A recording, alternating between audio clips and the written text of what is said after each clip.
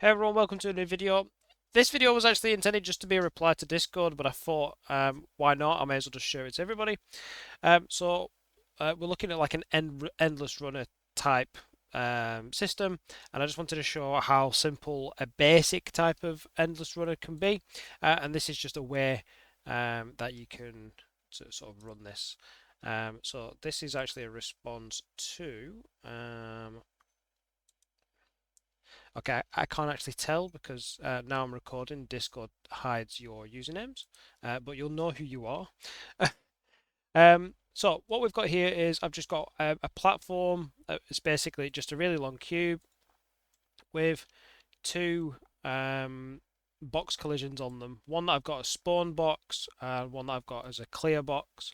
The clear box doesn't do anything at this moment, but it should really make sense. What we're going to do with that is it deletes the sort of platforms that have already spawned, and the spawn box is very simple. Once you run over it, what it does is it spawns an actor at the new platform location, which is just a scene component, and that is for me 4,000 units in front, which is perfectly where the center point of a new platform would be. So it just takes the location of that, and then what I've done is I've made an array of platforms. So I've got platform 1, 2, 3, 1, 2, and 3, and they are all a type of master platform.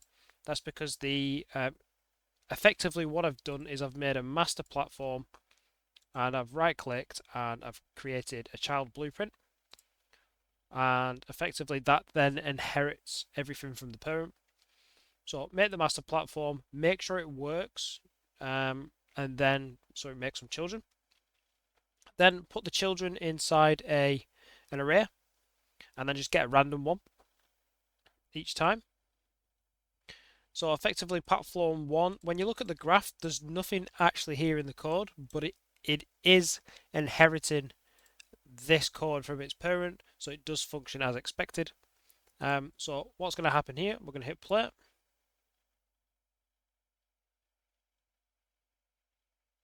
Okay, so I'm just on this platform now, and if I keep running forward, I'm doing nothing else. I'm just going to keep running forward, and you'll see that as I get to the end of each of these blocks, it's just picking a random platform out of those classes and endlessly running. So what you can do instead, I'll just talk whilst I keep running, just so you can see that it's just going to continue to go. Now, obviously, one thing I should mention, this is just adding platforms to the game. It's not deleting them. So you would need to set up the clear box. So I'd probably run past that now. That's going to remove the previous one because it's off the screen and out of sight. You can just remove the previous one. What you could do is every time you add one, add it to an array and then just remove one from the array. That's an easy way of doing it. Anyway, so what you could do is on each of these platforms, you can set up a different style. So whether you want to go over I think what game is it, like Subway Surfers? There could be like a couple of train cars or something like that, some coins to pick up, some boxes to jump over, some enemies to avoid, or something like that. And every time you spawn a new one, it spawns all those collectibles in with it, and those enemies. Um, and yeah, that's pretty much it. So, how many have we spawned now? We've spawned about 10 platforms. This will be the 11th, or maybe more. You can see there that all them platforms have just continued going. Obviously, like I said, you need to clear them, but I wanted to keep this video pretty brief. You can just add them to an array and get rid of them, apart from the active one. And yeah, that's pretty much it. So I hope that helped, and I'll see you later.